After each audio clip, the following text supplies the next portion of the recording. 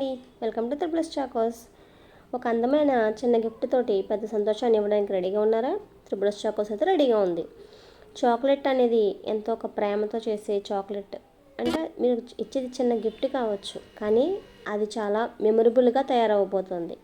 ఈరోజు మీరు ఇచ్చే గిఫ్ట్ రేపొద్దున్న వాళ్ళకి పలానా టైంలో పలానా వాళ్ళు నాకు అది ఇచ్చారు కదా, ఎంతో ఆనందాన్ని నాకు వాళ్ళు ఇచ్చారు అని ఒక మెమొరబుల్గా తయారు చేయడానికి త్రిపుల్ చాకోస్ని రెడీగా ఉంది. ఇంకెందుకు ఆలోచిస్తున్నారు?